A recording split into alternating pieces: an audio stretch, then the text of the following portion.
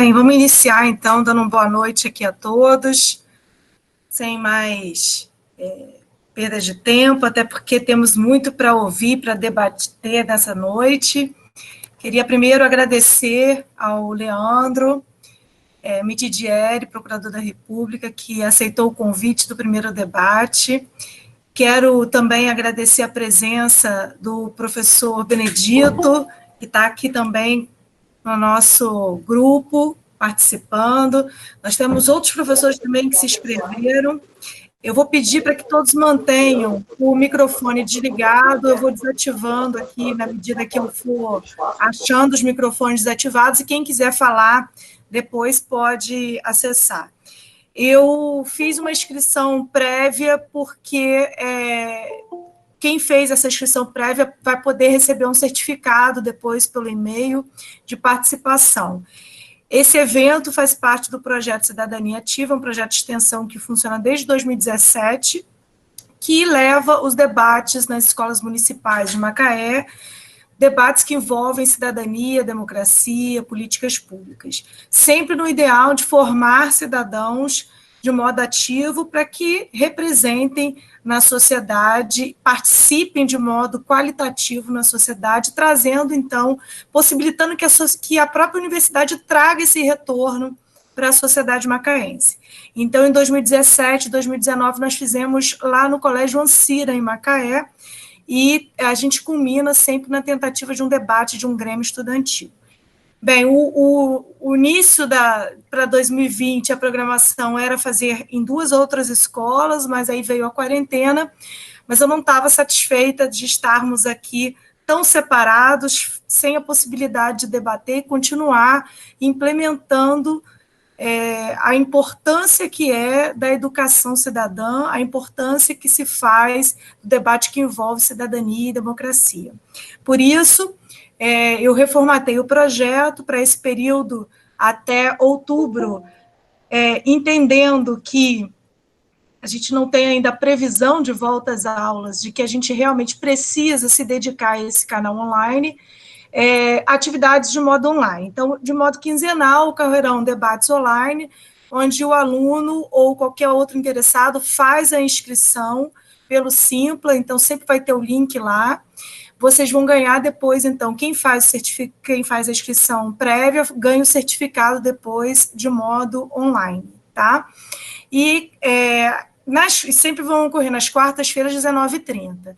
Nas quartas-feiras posteriores, que não possuem marcação aí de agendamento de debate online, nós vamos ter lives pelo Instagram, mas aí com ex-alunos, e aí eu vou querer muito depois que vocês indiquem aí ex-alunos que podem estar contribuindo, então, com esses pequenos debates aí online, de modo mais informal nas lives do Instagram. Bem, eu não vou perder grande tempo, porque a gente tem muito para ouvir, para debater, eu só gostaria aqui de colocar alguns procedimentos na qual nós vamos seguir aqui durante o nosso debate. A gente menciona como debate, porque o que nós estamos querendo fazer aqui é falar, ser ouvido, mas qualitativamente possibilitar a cada um de nós também trazer o seu posicionamento. Por isso, amigos, para que algo fique de modo tranquilo e sereno, nós vamos deixar que o Leandro faça a sua exposição primeiro, ele vai ter em torno aí de 40 minutos para a sua exposição, e depois a gente passa para as perguntas. As perguntas poderão ser tanto no chat, de modo escrito, eu vou ler, quanto de modo oral.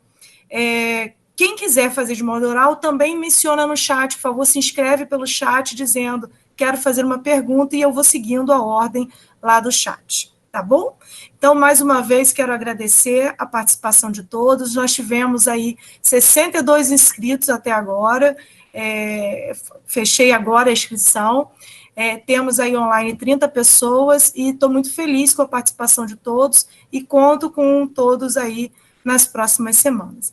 Leandro, mais uma vez, obrigada pela sua participação, vou só, em breves palavras, dizer o quanto que você contribuiu também na UFMacaé, enquanto professor, enquanto esteve lá, também deixar o nosso agradecimento da sua participação nos bancos da Universidade Federal Fluminense, e dizer que é uma grata satisfação você trazer aqui novas palavras para os estudantes da UF de Macaé e para todos nós. Um abraço. Boa noite a todos. Áudio ok, vídeo ok, tudo ok? Então, boa noite a todos. Para mim, é um grande prazer vir aqui no meio dessa pandemia, né, a gente ter esse papo aí com tantas pessoas aí, né? Minha passagem por Macaé, eu adoraria estar ainda dando aula aí, foi um grande prazer também, uma grande experiência, mas quando da minha remoção aqui para a região dos Lagos, realmente eu avaliei que ia ser absolutamente inviável, né? A carga, os professores aí do chat sabem muito bem do que eu estou falando, a carga é pesada e eu vi que era infelizmente inviável aí, tive que deixar a universidade, mas estou sempre aí à disposição. Participei, acho que ano passado foi da semana dos estudantes, semana acadêmica. Agenda acadêmica, isso. Agenda acadêmica, né? E estamos sempre aí à disposição. Eu vou aqui já botar o meu tempo, né, 40 minutos, e vou tentar explicar assim a minha abordagem, porque a gente pode fazer uma conversa assim, mais mesa de bar, né?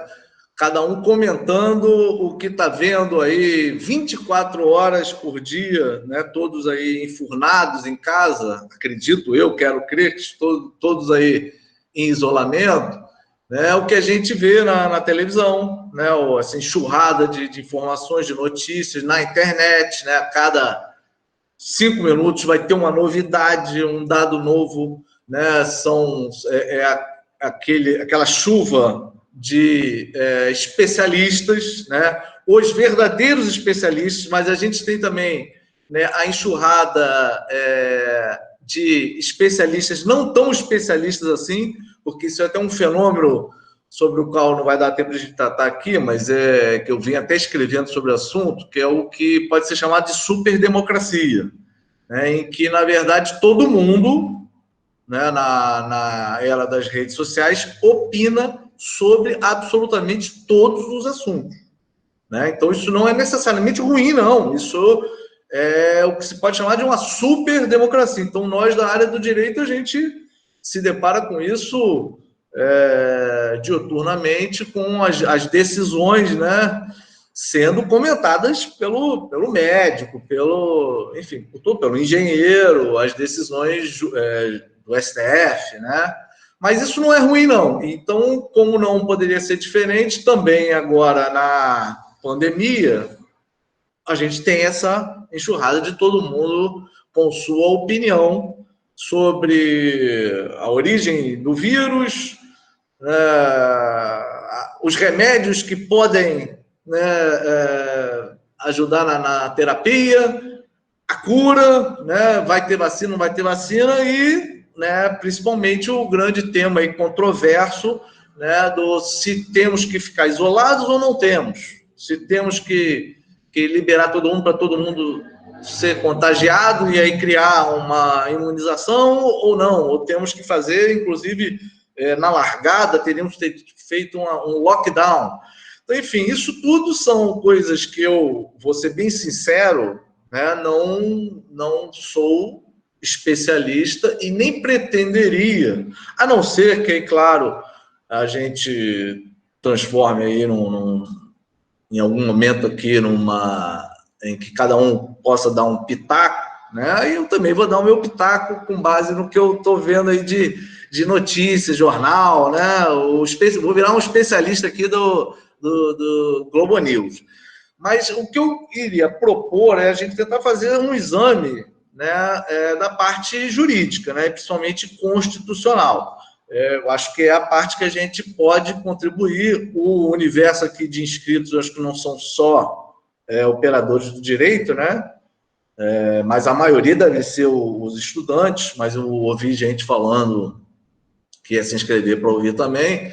E eu acho que a nossa contribuição aqui, pelo menos os operadores do direito, é a gente tentar falar um pouco dessa parte jurídica. Porque hoje, por exemplo, né, eu mais uma vez ouvi agora nessa entrevista aí ali no Gargarejo, né, que é feita ali no Palácio da Alvorada, né, e aí apareceu estava o presidente e apareceu uma deputada, e até esqueci o nome dela, mas aí ela repetiu um discurso com o qual a gente está lidando aqui também, região dos lagos, o Ministério Público vem enfrentando essa questão em vários locais, que é essa história de que estaríamos vivendo uma ditadura, né? Foram as palavras dela, né?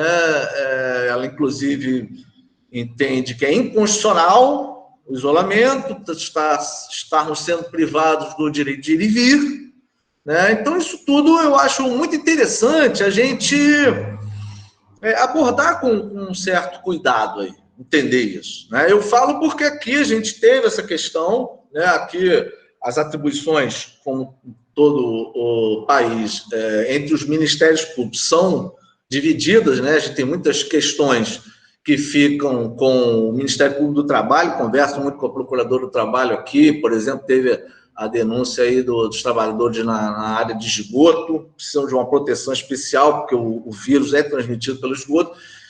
Temos algumas atuações do Ministério Público Federal, eu posso até depois mais na frente falar o que a gente tem feito aqui, mas acho que também não é muito objeto aqui, vai ficar chato, né? Mas a gente tem feito algumas coisas. Lá no início a gente falou dos cruzeiros turísticos chegando em Búzios, então estava programado chegar uma porção de cruzeiro em Búzios, então a gente lá no início conseguiu impedir isso, mas a questão acaba sobrando mais, né, nesse enfrentamento de cumprir ou não o isolamento com o Ministério Público Estadual, e eu até fiz uma representação sobre uma carreata que aqui na região dos lagos, né, eu tenho a impressão que as datas foram diferentes, mas aqui na região dos lagos estava marcada para esse, acho que era sábado, para esse domingo passado, né, e também até uma ação conjunta aí, mas aí teve a recomendação do Ministério Público Estadual, parece que foi abortada a carreata, mas aí também surgia aí nas redes sociais esse mesmo discurso, né, de que, olha que absurdo, não podemos fazer nossa manifestação, nossa carreata no meio da nossa aglomeraçãozinha, o nosso direito de ir e vir, estamos vivendo uma ditadura, essa mesma história. Então, eu acho que eu proporia a gente fazer, eu pelo menos vou fazer a minha explanação nessa linha, porque para mim fica bem claro que a gente precisa primeiro entender se esse tipo de medida é algo que foi criado agora numa espécie de regime de exceção por governadores ou por prefeitos totalitários, né, que sem base nenhuma em outras, sem base nenhuma na legislação ou em outros casos de outras calamidades, né, criaram essas medidas. Então, uma coisa é a gente entender se há possibilidade jurídica para essas medidas, né? Agora, eu já abriria dizendo que é muito importante a gente entender que talvez não sejam as medidas, como a gente vai abordar aqui com um pouco mais cuidado mais à frente, né? Não é a adoção de medidas mais ou menos rigorosas que dão sim a impressão de a gente dão a nítida sensação das nossas liberdades sendo tolhidas, né? Mas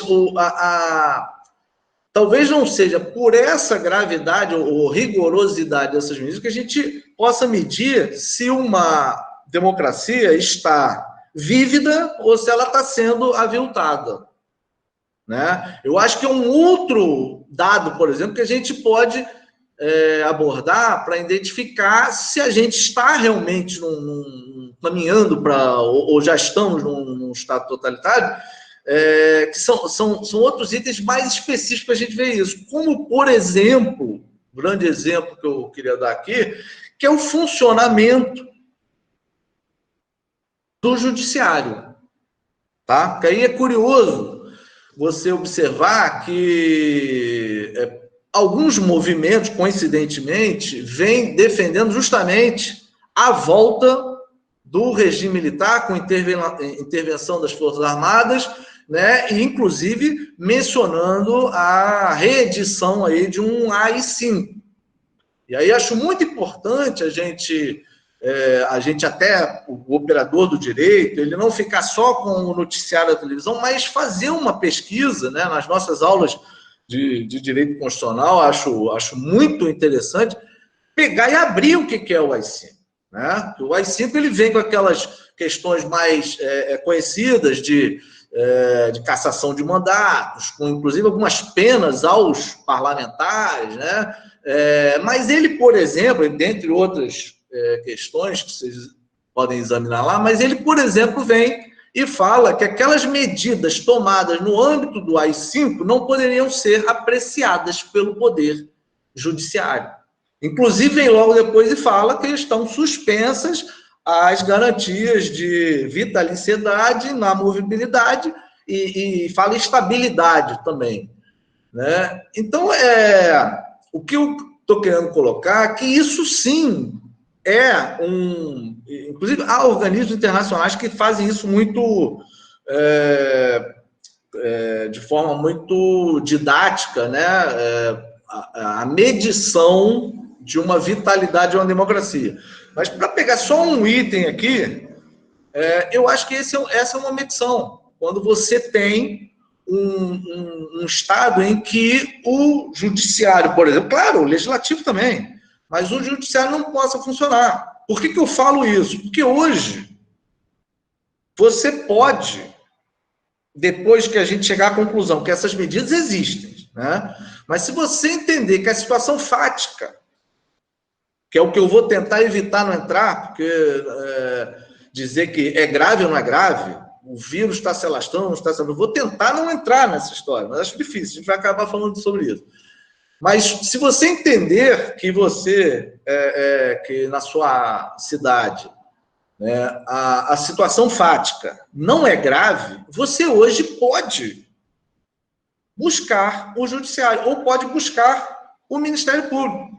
Buscaram o Ministério Público Federal na região dos Lagos, alguns cidadãos de Saquarema. Disseram, olha, o decreto aqui do município de Saquarema é inconstitucional. Como outros também foram direto ao judiciário. Dizem, olha, não há necessidade disso tudo, estou sendo tolhido no meu direito de abrir minha loja, ou no meu direito de ir e vir, quero fazer aglomeração, quero andar pelas ruas, né?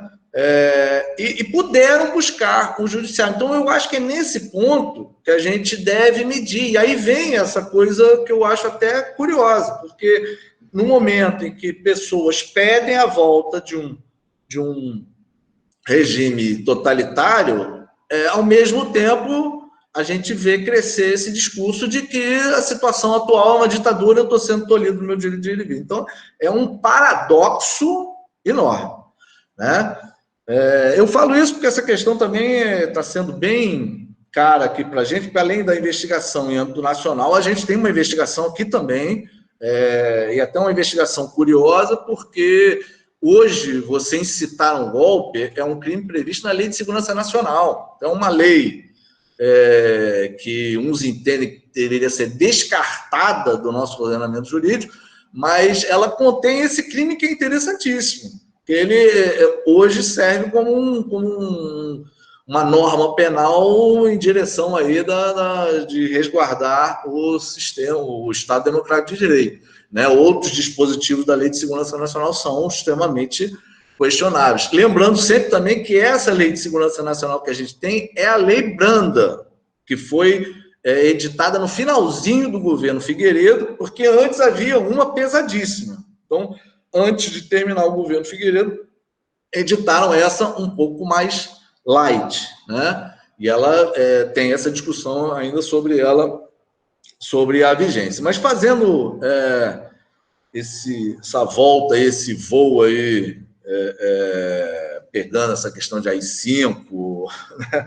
Mas voltando para o nosso tema aqui, então, a gente tendo a ideia, a gente aferindo aí que o judiciário funciona, né? Aí a discussão, eu acho que aí o judiciário ele pode abordar as duas questões, né? Ele pode primeiro abordar a questão de direito. Então, as medidas que estão sendo tomadas hoje, elas têm respaldo na lei, né? E segundo é o seguinte, a medida está inadequada, né? Aquela questão da necessidade de adequação, né? Tudo bem, existe o isolamento na lei, mas não, esse vírus aí é uma gripezinha, então não é caso de isolamento. O juiz pode dizer que o decreto não vale, né?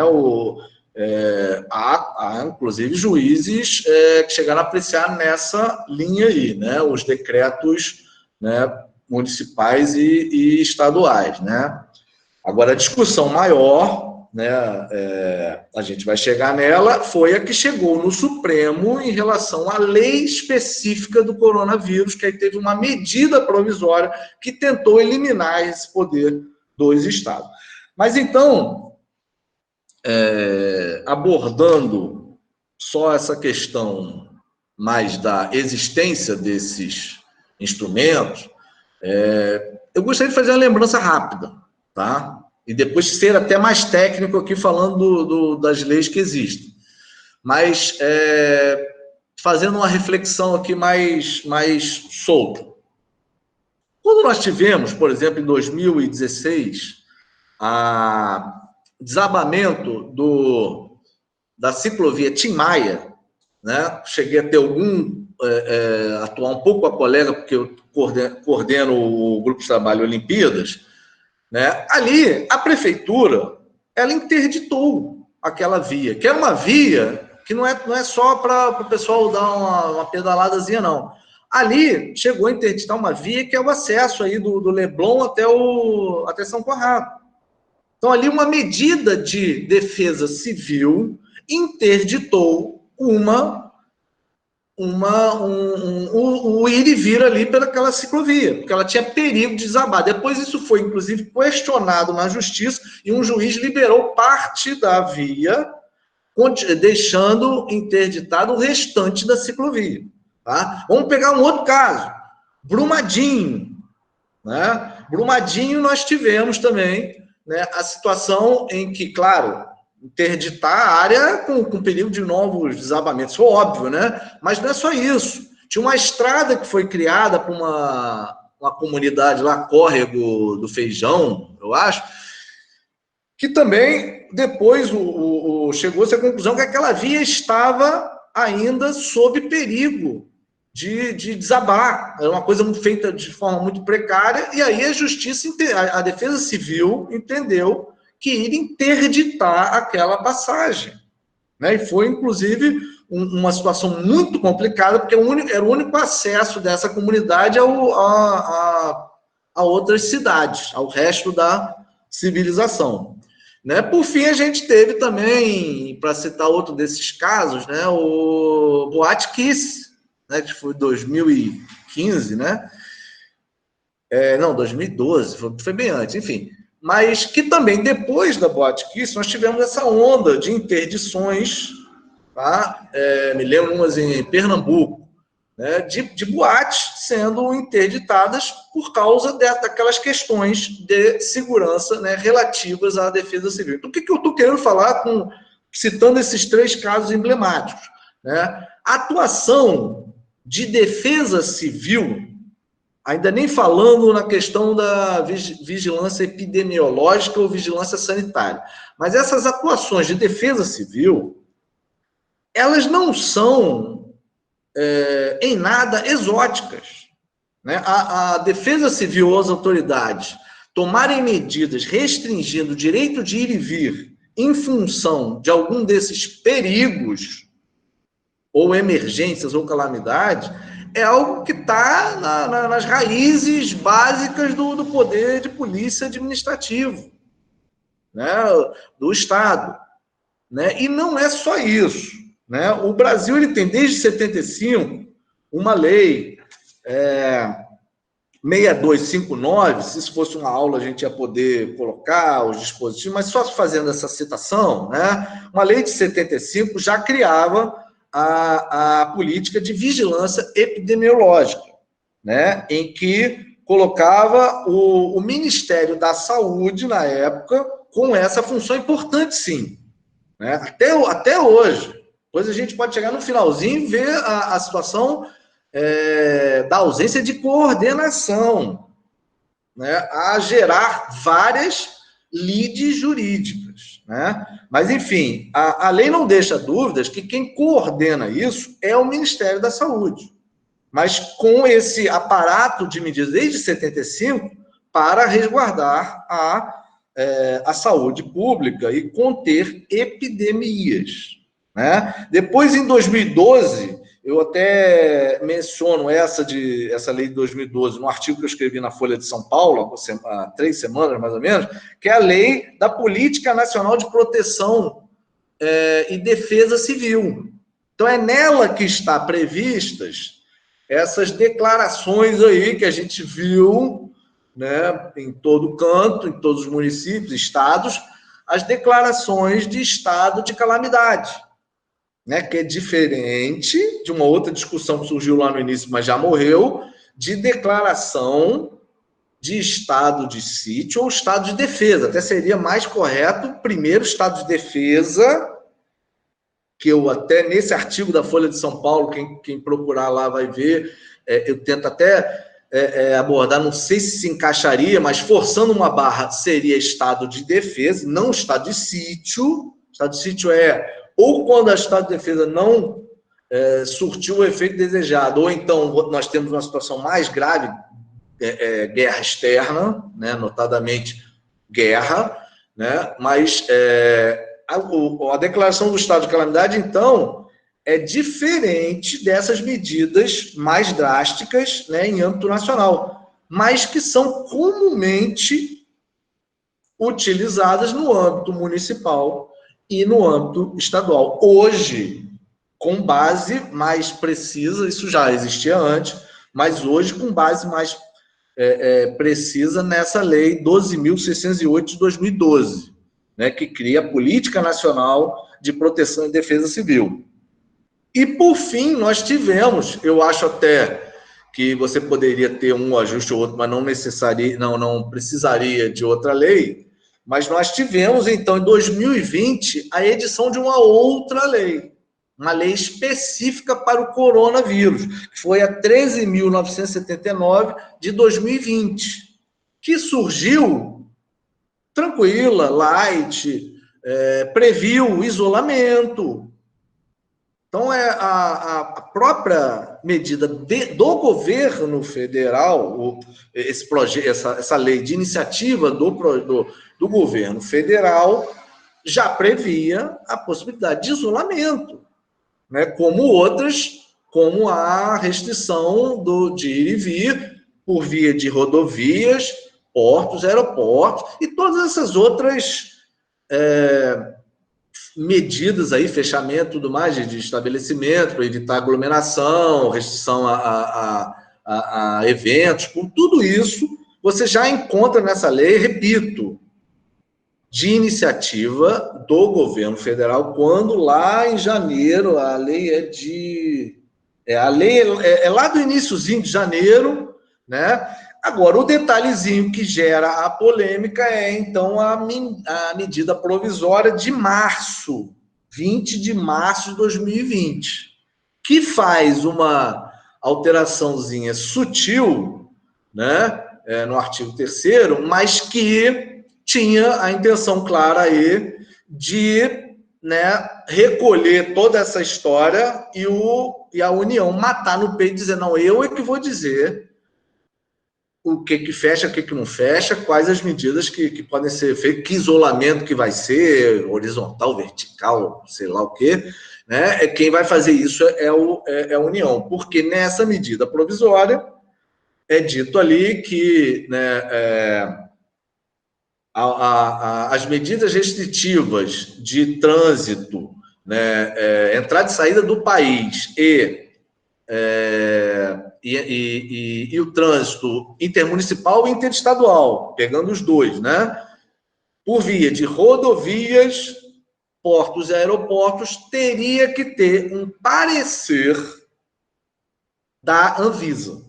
Então, isso foi a forma técnica para dizer, peraí, só se a Anvisa disser que pode fechar, você lá no município de Macaé, você vai poder, ou no governo do estado do Rio, você vai poder restringir aí o tráfego nas estradas dos municípios. E aí, então, essa questão foi alvo de umas 2 ou 3 ações no Supremo. A do PDT avançou, e aí o ministro Marco Aurélio dá aquela primeira liminar, reconhecendo a competência dos estados e municípios, e, por fim, o plenário, em abril de 2020, né, em 13 de abril de 2020, finalmente referenda, mas dizendo o seguinte: fica resguardada a União estabelecer o que são atividades essenciais. Então, hoje, por mais que a gente pareça estar vivendo aquele dia da marmota, porque todo dia a mesma história, né? De que o ministro da Saúde, ele agora entrou dizendo que já está planejando a saída do isolamento, né? E aí você pensa assim, mas não tinha aquela decisão do Supremo? Enfim, tem a decisão do Supremo dizendo o seguinte: ele pode planejar a saída do isolamento, até porque é missão do Ministério da Saúde coordenar isso tudo. Está ótimo. Mas uma decisão do Supremo diz que cada ente federativo tem atribuição para adotar essas medidas no seu âmbito de atribuição. Então, fica claro ainda com a União a definição das atividades essenciais, mas cada ente vai poder analisar aí caso a caso, né? Caso a caso. Ninguém está dizendo, acho que os especialistas aí, eles admitem, né, que você tem gradações aí para cada localidade, né? Tem localidade que já abriu o shopping aí, todo mundo viu, né? Hoje a gente assiste todos nós aqui vamos assistir todas as notícias de tudo, porque, né? Mas, enfim, a questão das atividades essenciais fica com a União. Se bem que isso também deu confusão, né? A gente tem a medida do colega Júlio Araújo, de São João de Meriti e Caxias, ali da área da Baixada, a Procuradoria da República que pega aquela área da Baixada, que questionou o decreto que, na definição das atividades essenciais, disse que as igrejas, né, o funcionamento das igrejas seria atividade essencial, e liberou os cultos na igreja. E aí teve uma liminar, suspendeu, o TRF2 depois liberou novamente, mas isso também acabou em âmbito nacional sendo aí não admitida o culto de igreja como atividade essencial. Então, é claro que até mesmo nessa parte de definir o que é atividade essencial ou não, você tem aí, né, uma possibilidade de apreciação pelo judiciário, e aí também uma outra questão até onde o judiciário pode ir, isso é uma outra discussão, mas que a gente tem as instituições, bem ou mal, funcionando, isso é a maior prova, claro, porque todos esses itens foram amplamente discutidos. Então, a gente também teve, para só citar algumas outras medidas que geraram também muita discussão, aqui, por exemplo, nós recomendamos que, quando foi anunciada aquela propaganda, né, Brasil não pode parar, né, uma coisa à la Milão, né, acho que é uma cópia da campanha publicitária que foi feita em Milão no início, que depois o prefeito de Milão vem e diz que foi um desastre e que ele pedia desculpas, né? Então, aqui, projetou-se aí um início, uma campanha também no mesmo sentido, e aí foram vários questionamentos. Teve uma ação também de 20 procuradores da República na capital, pedindo que não fossem destinados recursos para essa campanha. E aqui, em especial, eu também tenho uma recomendação, foi até um pouco antes dessa ação dos colegas, em que eu fazia uma lista lá no início dos equipamentos que estavam sendo necessários aqui para a região dos lagos, e que, então, ao invés de se gastar dinheiro numa campanha publicitária contra isolamento, isso primeiro fosse destinado a pelo menos aqui os equipamentos que a gente sabe que são necessários, e isso, claro, tem que ser coordenado nacionalmente, mas assim, que a necessidade existe, eu estava demonstrando ali na minha recomendação. Então,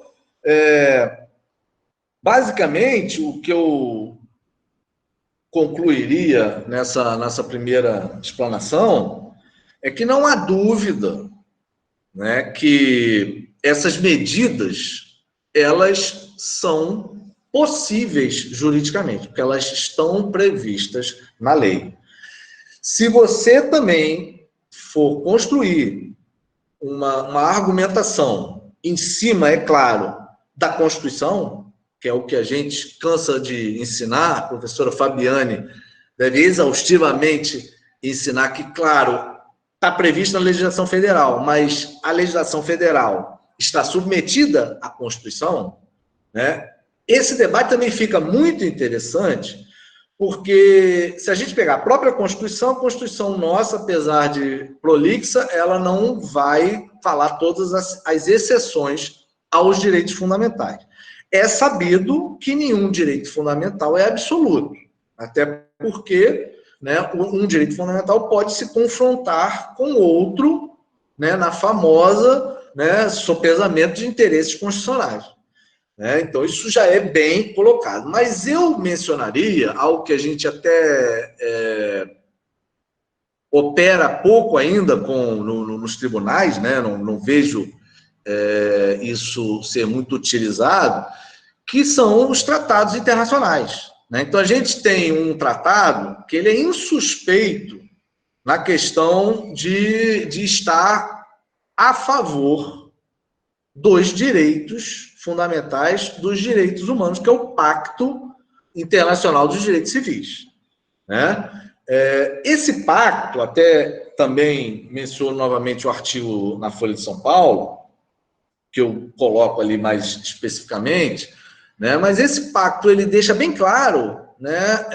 Ele foi mais minucioso do que um texto constitucional, né?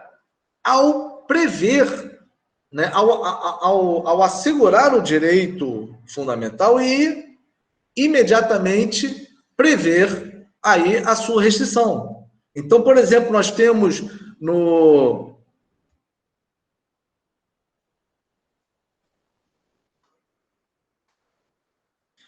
pacto, quando ele vai falando dos casos específicos, é bem interessante isso, eu acho que é algo para a gente estar sempre consultando, né? Então, quando ele fala, né, circulação e saída de um país podem ser restringidos com previsão legal, ele exige, então, aí a legalidade, e no intuito de proteção à saúde.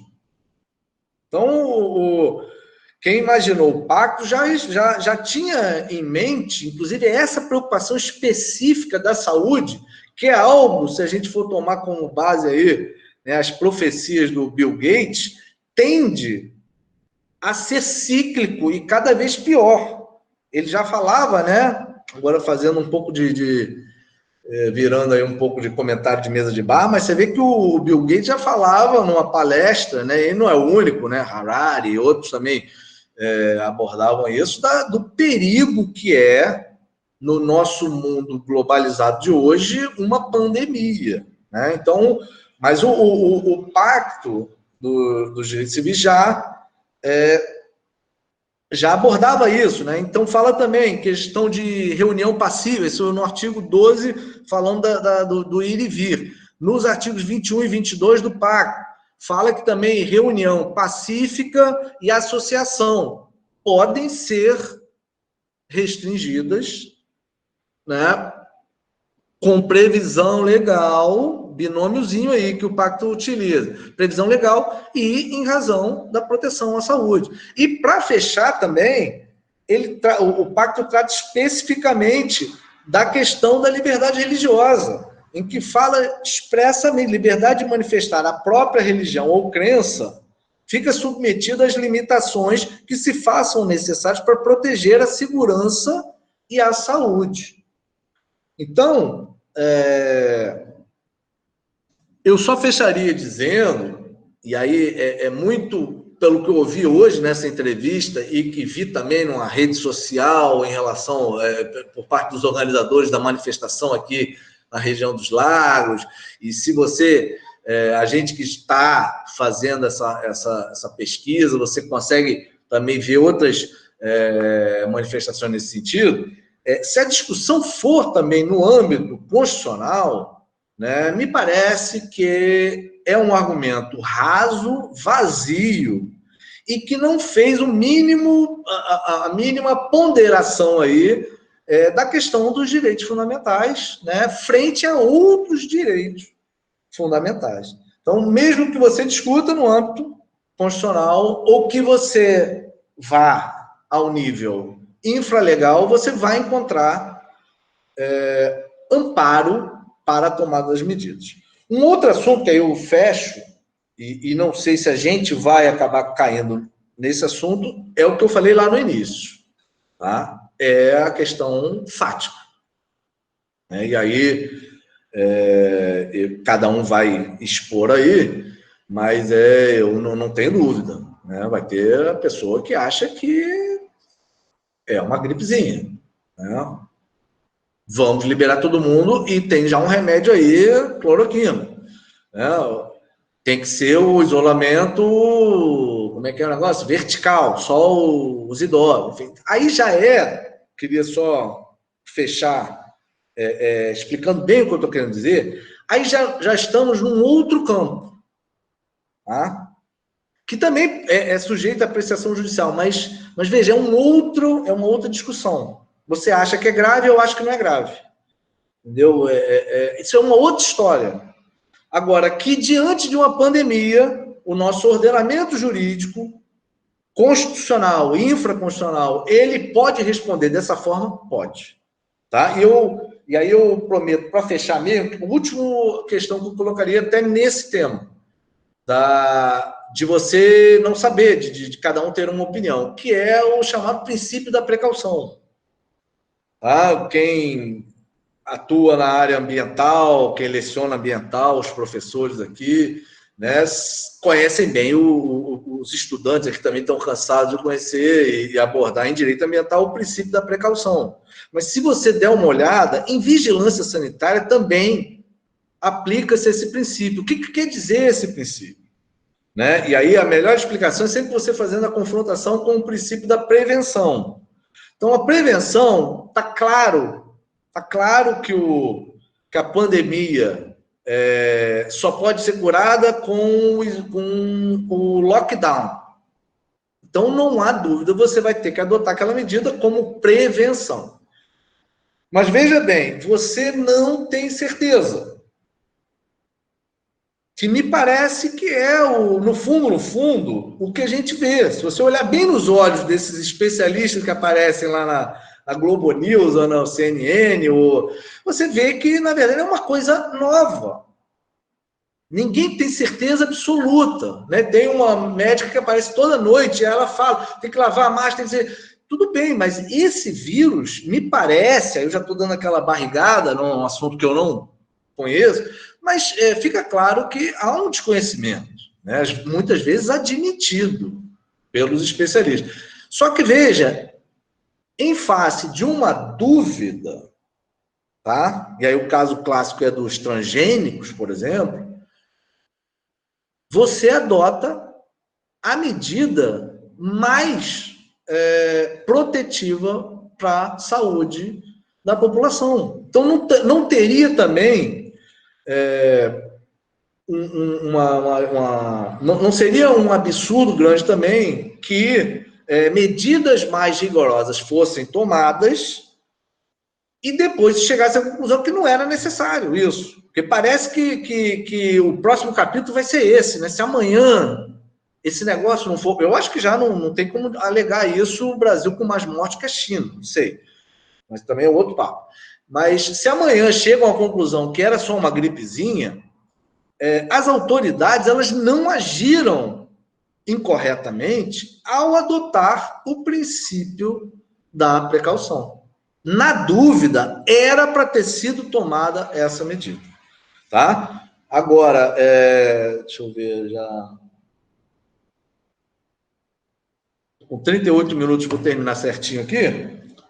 Mas eu acho que aí o último grande tema que eu talvez não tenha abordado é a questão da saúde versus economia, né? Que foi também o outro grande debate aí, que é um debate curioso, porque também eu acho que há uma grande hipocrisia, porque não se falava tanto das pessoas passando fome, né? Agora eu achei interessantíssimo, porque virou um grande assunto, né? Inclusive, tratando-se muito da questão da desigualdade, que é um tema muito caro para mim, porque o meu livro, até que depois eu pedi aí para vocês divulgarem, professora Fabiane, vou convidá-la para o lançamento, mas, enfim, corrupção e desigualdade o título. Então, é um tema que me é muito caro, gosto muito de me debruçar sobre esse tema, e eu vejo que hoje virou uma preocupação de todos os setores, até dos setores mais fiscalistas, né, representados pelo nosso Ministério da Economia. Hoje fala-se muito nessa questão da desigualdade, quando se dá esse exemplo aí, ad absurdum aí, ad terrorem, mas que é um bom argumento, de dizer, olha, isolamento é para o servidor público, que, né, procurador da República, o professor universitário, que vai ganhar o servidor lá da Justiça, enfim, que vai poder ficar em casa assistindo, né, a Globo News, né, com o dinheiro garantido no final do mês. Né? Se bem que agora tem essa questão houve a proposta de diminuir até por 50% os salários mais altos, né? Mas agora já tem, eu acho que está bem claro que não vai haver aumento, né? Não acho nenhum absurdo isso, né? Pelos dois, pelo menos para os 2 próximos anos, né? Enfim, mas tirando isso, nem se compara a situação confortável de quem pode, né, ficar em casa, né? Por isso que até tem essa questão, fique em casa se você puder, né? Porque tem as atividades essenciais, tem gente colhendo soja, que não pode parar, tem gente transportando a comida lá para o seu supermercadozinho para você ir lá comprar as suas comidas durante a pandemia. Então, esse é um outro debate muito interessante. Me parece contaminado um pouquinho por uma hipocrisia, mas tudo bem, eu acho bom ter virado o grande tema aí, a preocupação com os que não podem ficar isolados, né? A diferença, né, que a nossa desigualdade deixa bem clara entre quem pode ficar isolado e quem está numa comunidade sem nem água potável para lavar as mãos, né? Então, esse é um tema que, apesar dessa questão, acho importante. Agora, me parece, também é uma questão que chega aos tribunais, né? Me parece que, pelo menos agora, né? Ou agora não, né? Já desde o início, nós tínhamos que ter essa resposta pronta do Estado, fazendo aí a proteção econômica dessas pessoas sem renda. E aí me parece que era um binômio, né? Quem tem emprego, o emprego tem que ser mantido. Parece que lá no início a orientação já foi desde o início outra de você permitir a demissão, né?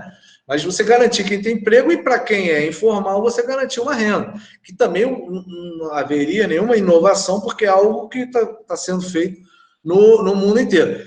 Enfim, A gente também, nessa parte, não formula política, mas também, uma vez previsto essa ajuda, já estamos com medidas aqui, porque até agora é impressionante como uma grande parcela não conseguiu ter acesso aos tais R$ 600.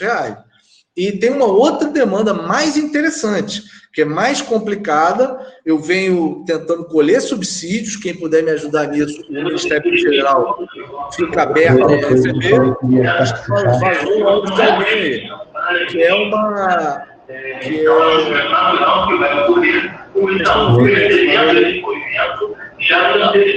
Professora, participar da minha banca. Eu acho que Tiago Luiz está dando áudio aqui.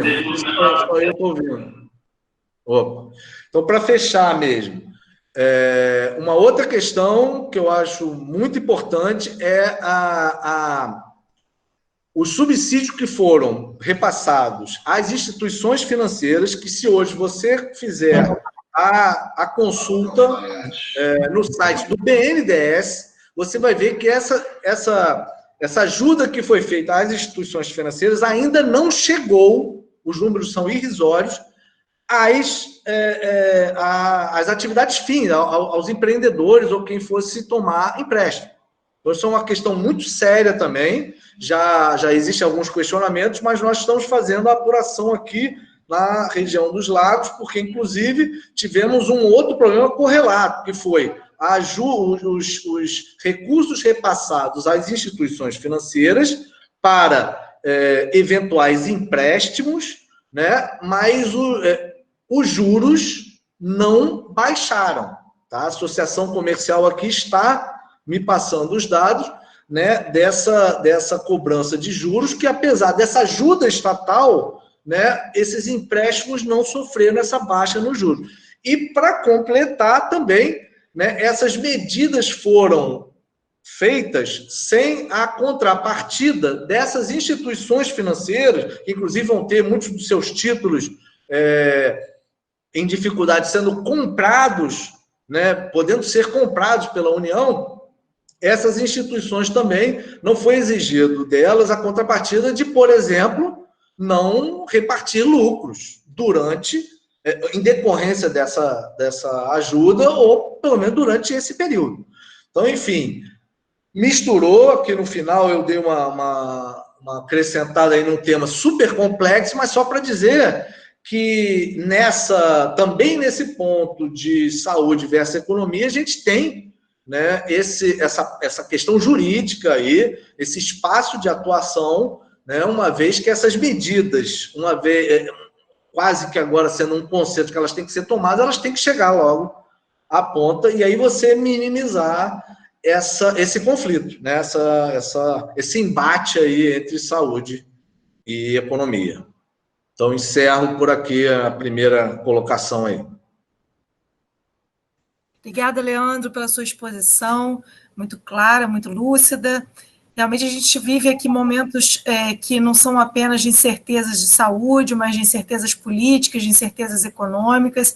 Isso nos faz olhar para a nossa Constituição e muitas vezes não entender o que dela está mais escrito, né? Porque cada dia a gente se pega com uma decisão judicial diferenciada de interpretação do texto constitucional, cada vez mais a gente olha governantes tomando decisões, baixando decisões que vão de encontro ao próprio texto da Constituição, então é muito bom a gente ter esse momento aqui para debater sobre isso. Vou abrir então para as perguntas, quem quiser se inscreve lá pelo chat, e eu primeiro a fazer a pergunta, professor Benedito, pode abrir seu áudio aí, professor, fique à vontade.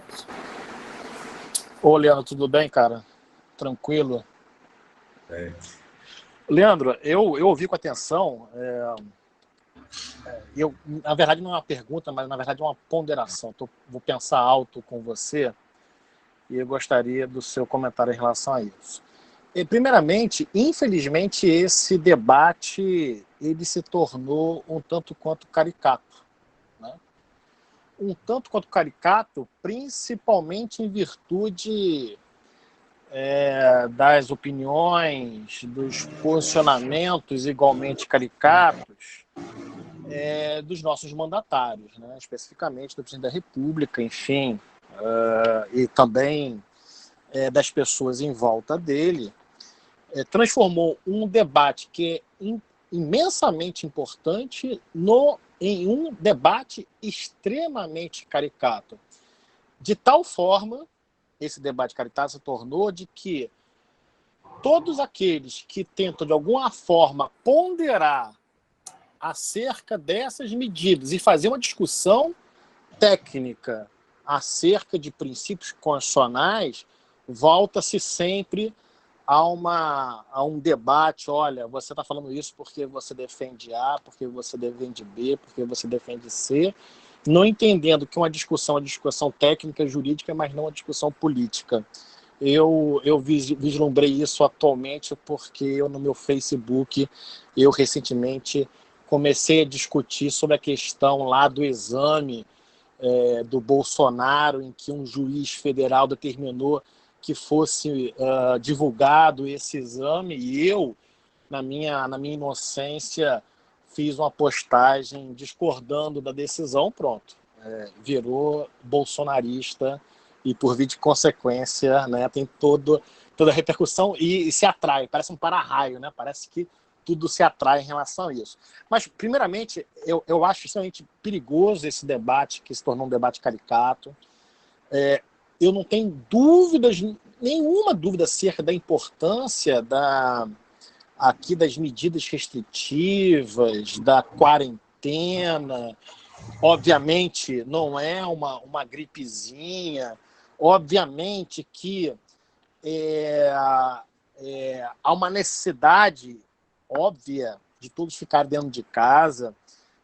Nem vou entrar na questão de manifestação pedindo AI-5, porque isso é tão ridículo, que, enfim, isso aí a gente passa ao largo aqui da nossa discussão, porque, enfim, nem vou entrar nessa questão. Mas eu apenas ouso ponderar algumas questões em relação às liberdades individuais, né?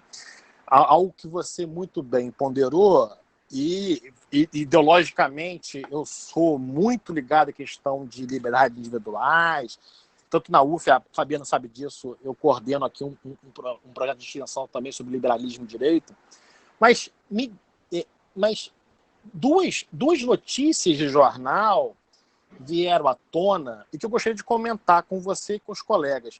A primeira delas, o Tribunal Constitucional Alemão, foi semana passada, se não me engano, semana passada, dia 22 de abril, ele garante o direito de manifestação mesmo diante da existência do coronavírus. Tá? E em Israel também houve, semana passada ou passada, teve em Tel Aviv uma manifestação política contra o governo do primeiro-ministro Netanyahu. E ambas situações, o Tribunal Constitucional, tanto o alemão como o israelense, garantiram aos seus cidadãos a livre manifestação de pensamento, desde que, obviamente, obedecidas algumas regras de conduta, como, por exemplo, o distanciamento entre as pessoas, o uso de máscaras de proteção, etc. e tal. Eu, pessoalmente, sou mais alinhado a essas posições no sentido de que não é nem 8 nem 80, né? Ou seja, eu reconheço a importância aqui, obviamente, de restrições em relação à livre circulação de pessoas, obviamente, nas ruas, mas existe, na minha visão, um núcleo duro constitucional em relação a liberdades individuais que supostos direitos coletivos, que geralmente são o delineamento do que seja esses interesses coletivos, geralmente é definido pela burocracia estatal, e isso eu sou muito reticente em relação à burocracia estatal.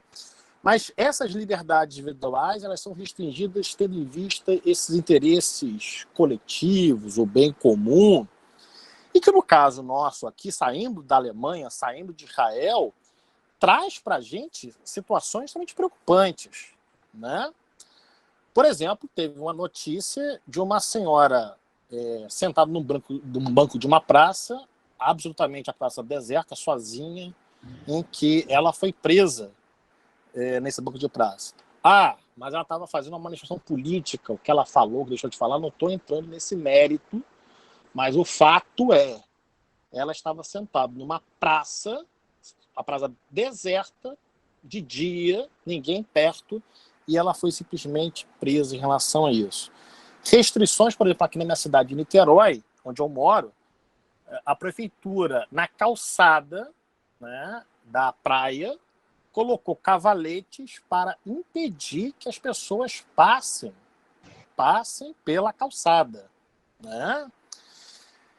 Há várias notícias de jornal acerca de pessoas que fazem festa na sua residência e que, independente da questão de barulho, tá? Não estou entrando nesse mérito, mas que a polícia literalmente bate na porta, manda encerrar a festa e, em algumas situações, houve prisão do proprietário. E, por fim, a situação também, que eu considero extremamente perigosa, acerca da tal decisão do exame do Bolsonaro lá para a informação acerca do estado de saúde dele.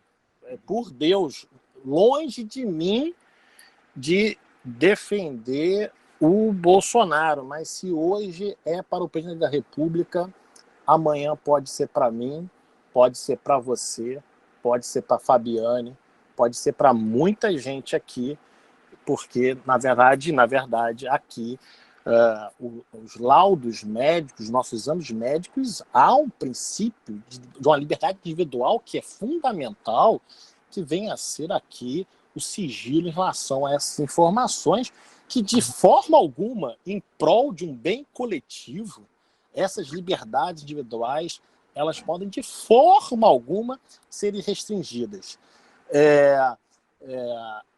Eu, pessoalmente, eu estou cumprindo as minhas restrições, mas, se for da minha vontade, realizar uma carreata contra, no caso, pelo meu alinhamento político, contra o governo, por exemplo, do Bolsonaro, em que eu sou árduo opositor, desculpe, mas eu tenho plena liberdade para fazer isso. E aí, nessa ponderação, tem que ter um princípio de razoabilidade. Eu pergunto para você, dentro dessa ideia de razoabilidade, o que uma carreata, e repito, sem entrar no mérito que a carreata foi feita por apoiadores do presidente, mas vamos supor que eu queira fazer uma carreata contra o presidente, o que uma carreata dentro de um carro, que mais isolado mais do que isso, é impossível, isso possa, de alguma forma, ter uma possibilidade de ser restringido, tendo em vista um interesse coletivo. Então, a minha ponderação é tão somente essa em relação às restrições que eu verifico que alguma delas são feitas de forma desarrazoadas, e há um núcleo, repito, um núcleo duro em relação às liberdades individuais que, de forma alguma, podem ser restringidas com um fundamento, obviamente um fundamento dentro de razoabilidade, um fundamento de interesses coletivos. Na verdade, não é nenhuma pergunta, né, Leandro? Na verdade, é uma ponderação, um pensamento alto que eu gostaria de fazer. Pode falar, obrigado, Leandro. Aí eu falo?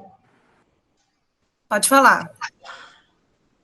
Tá, eu acho a ponderação super importante e a preocupação procede em muito. Né? Eu continuo achando que há uma questão fática por trás disso tudo. Tá? Porque é aquele exemplo que eu tentei dar no início, né, de 3 casos extremos. Né? Ciclovia Tim Maia, Brumadinho e Boate Kiss. Então, por exemplo, se eu quisesse fazer uma manifestação lá na área que está sob perigo, de novos desabamentos. Primeiro que não ia ter nem alguém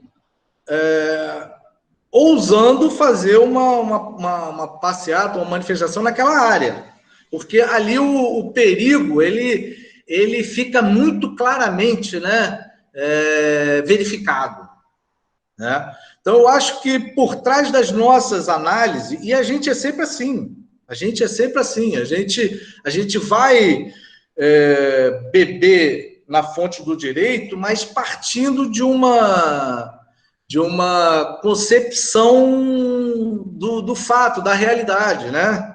É um pouco aí de Gadamer, né? Aquela coisa da pré-compreensões, um pouco disso. Então, assim, eu estou utilizando exemplos extremos, ad terrorem, que também são, às vezes, não muito adequados ou leais numa troca de ideias, mas é a reflexão que eu acho que existe. Então, por exemplo, falando especificamente da carreata, é preciso examinar, né, as medidas sanitárias tomadas pelo prefeito ou pelo governador ou então pelo presidente, né? Elas não são razoáveis.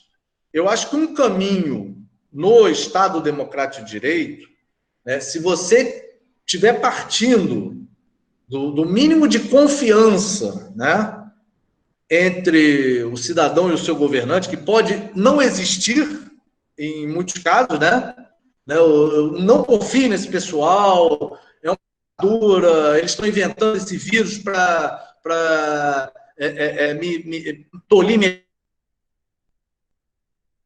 Se houver um mínimo de confiança, realmente a gente vai entrar num outro estado, né? Que é um estado de exceção. Agora, dentro de um Estado democrático de direito, você partindo do pressuposto de que aquelas medidas foram tomadas, eu acho que o caminho seria, e eu fico sempre me perguntando se eu estou sendo muito legalista, porque apesar de fiscal da lei e da Constituição, não sou muito dessa linha, mas eu acho que o caminho adequado seria você questionar judicialmente a medida, derrubá-la, ou então, por exemplo, pleitear que você quer o direito de reunião assegurado na praça tal, ou inclusive colocando isso, olha, ninguém vai sair do carro, que é uma coisa que não é real. Tá? Aqui nós tivemos em frente à base naval, em São Pedro da Aldeia, todo mundo aglomerado fora do carro.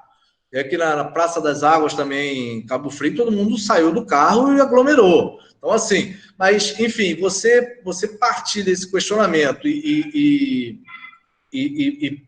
ponderar isso, olha, direito de manifestação de um lado, vão ficar todos dentro do carro, eu acho que era o caminho, e obter uma decisão judicial, né? Porque, veja bem, se a gente não tiver esse caminho, a gente vai incorrer numa coisa muito complicada, que é, nesse caso, não digo em outras não, tá? Mas nesse caso, numa figura típica, né, que é o artigo 268.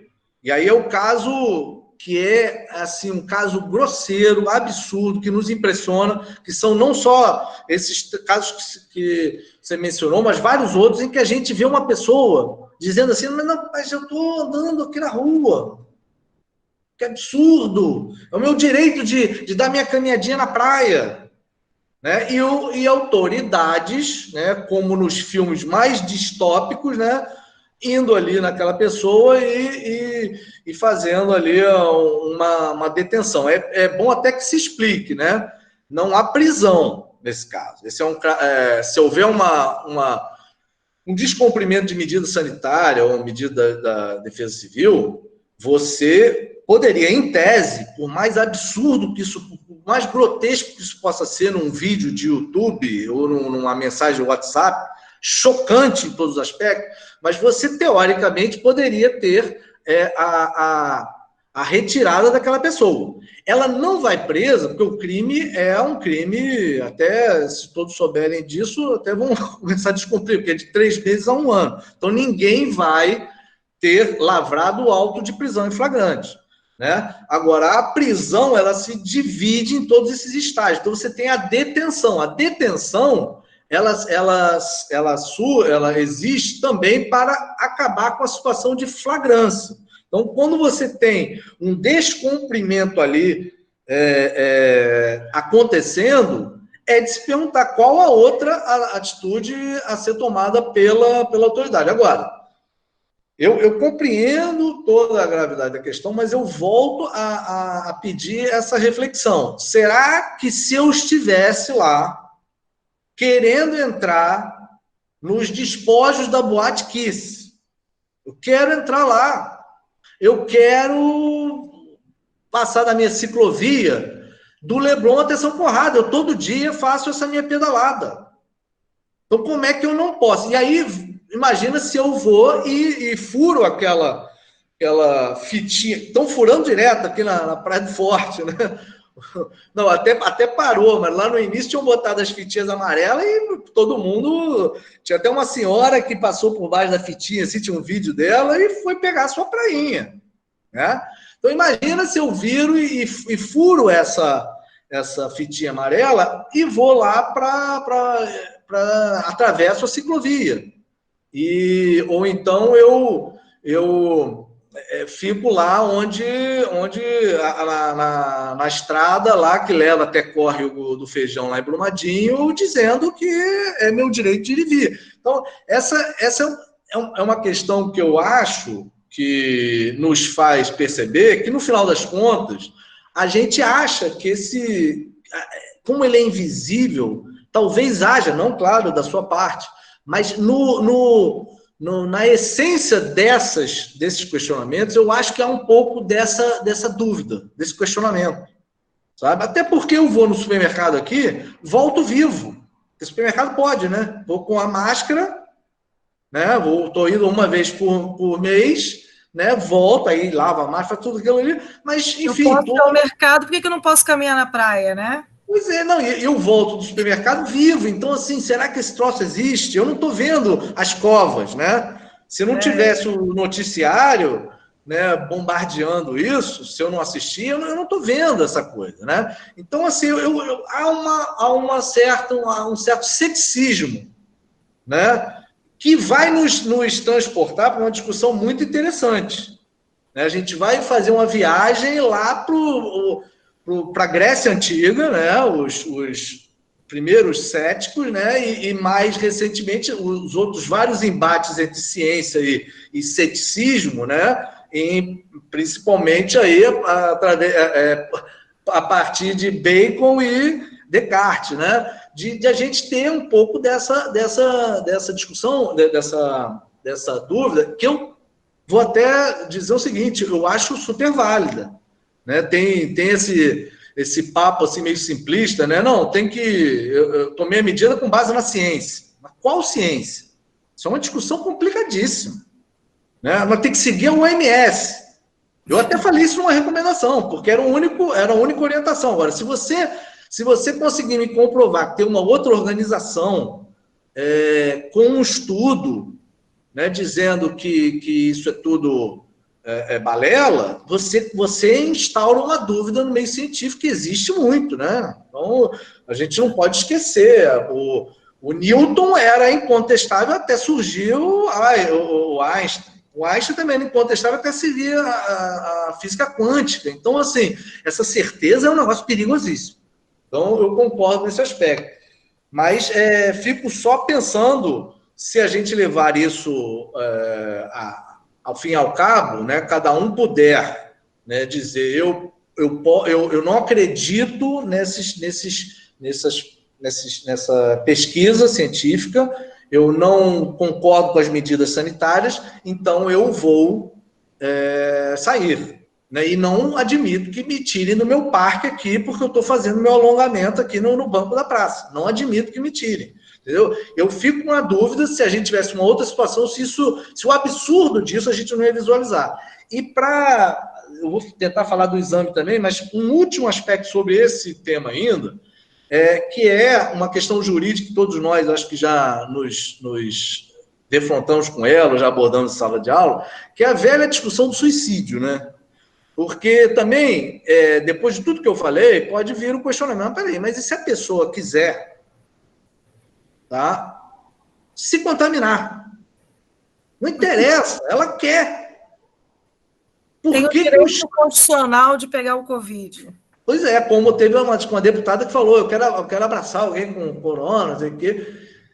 Tudo bem, essa eu já tenho alguma coisa escrita aí, um artigo, em que eu até defendo suicídio não é crime, todo mundo, isso já está bem claro, né? Agora, eu questiono até a questão do poder do Estado intervir naquele cara que está na ponte, para pular, né? Isso é uma discussão, fica muito nos livros, muito teórica, mas ela procede. Né? Por que o cara não pode saltar da ponte? Mas aí vem aquele argumento bem conservador até, né? Mas o cara lá da ponte, ele vai pular e daqui a pouco ele vai sobreviver e vai depender do SUS. Tem essa, eu ia chegar nesse, que esse é bem para o corona. Esse é bem aplicável ao corona. Mas o mais conservador de todos os argumentos é aquele que diz o seguinte, mas peraí, o cara vai saltar da ponte, vai cair num carro passando ali embaixo e se despatifar e matar uma família num carro. Né? Ou vai colocar em risco, enfim, 1000 casos que a gente pode imaginar. Pula-se também, por exemplo, da professora Fabiane. Né? E aí é totalmente aplicável ao caso do coronavírus. Nesse caso de pandemia, nesse caso específico, tá? Se uma pessoa individualmente quiser ir lá para a barreira de Brumadinho, ou então aqui para a nossa, tá? Jutunaíba, eu já estou na terceira visita aqui, porque a nossa barragem de Jutunaíba não está ainda com um ok total. Tá? Mas vamos falar de Brumadinho.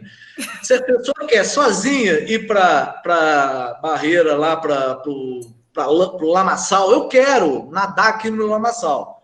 É uma coisa. Agora, no caso da pandemia, eu acho que a gente é levado para esse exemplo aí da professora Fabiane, porque você tem, em primeiro lugar, a questão do contágio. Então, se eu vou à rua, fui para o meu parque ali alongar, no banco da praça, eu depois volto para casa, contamino mais 5 pessoas, e tem o argumento aí mais pragmático de todos, né, que é o do colapso do... Esse argumento é fantástico, né, que é o que os prefeitos ficam doidos, né, o governador um pouco menos, mas os prefeitos ficam alucinados com esse troço.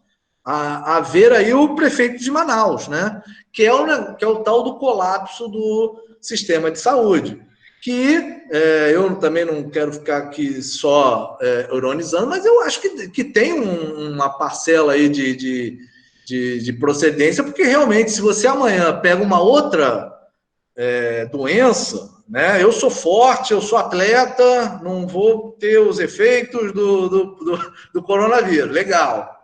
Mas se amanhã você tem... Eu outro dia estava até com um negócio aqui de sinusite, que eu falei, vou no hospital, porque tinha uma crise aí.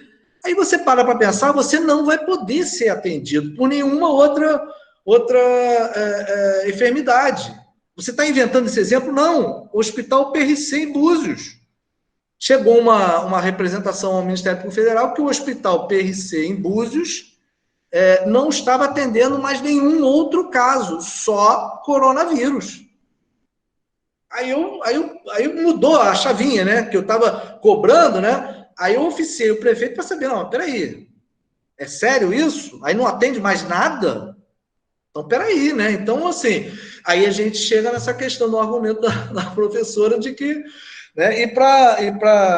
Mas eu acho que é uma discussão complexa, né?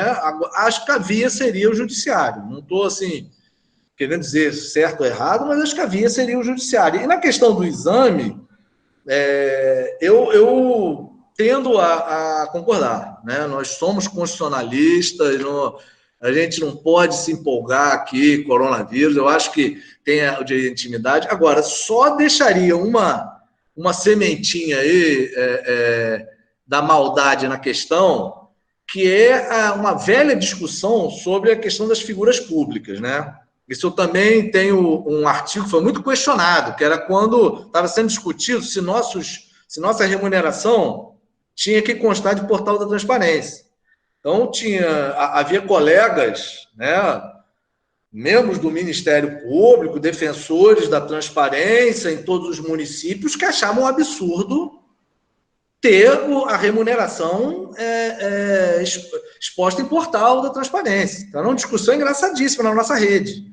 Né? E aí, na época, até também escrevi um artigo em que fazia essa dicotomia, né, da intimidade e privacidade, chegando àquela doutrina das figuras politicamente expostas, né, que me parece que há uma certa diferenciação. Agora, não sei a ponto do cara do presidente ter que também agora abrir todo o exame todo dele, o que ele tem, e as fotos, não sei se chega tanto. Agora, também não ajuda a questão fática, né?